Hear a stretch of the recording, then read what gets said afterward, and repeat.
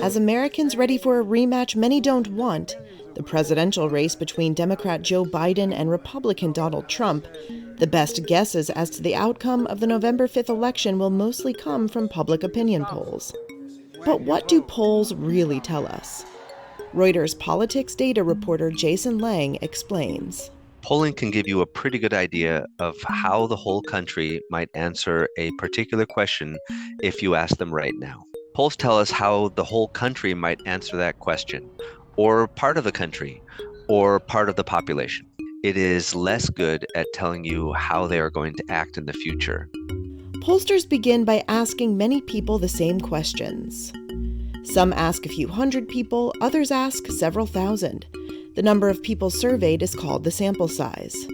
A big sample is like having more pixels in a digital photo. The more people surveyed, the clearer the picture. Some polls only ask a couple hundred people what they think. If you want to extrapolate from that what the whole country thinks, 300 million or more, then it's going to give you a pretty fuzzy picture.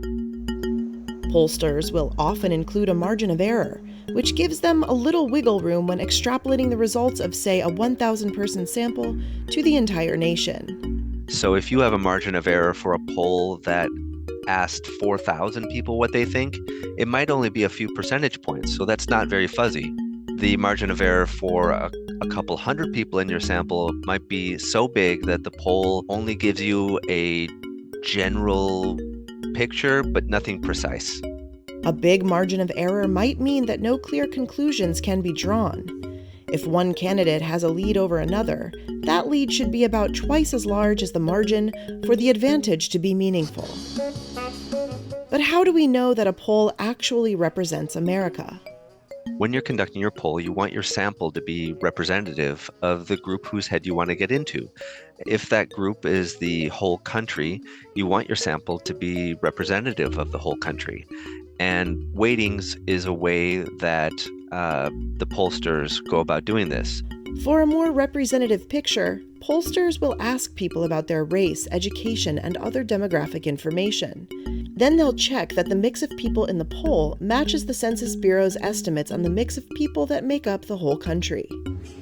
Polls do not, however, predict the future. The other thing to keep in mind about polling is that in the case of presidential election polls, often the polls are nationally representative. And so they give an idea of what the whole country thinks, and that might correlate pretty well with how the popular vote is going to be carried out, but it doesn't tell you who's going to win the Electoral College. You might need to look at state level polls to think about who's going to win Pennsylvania.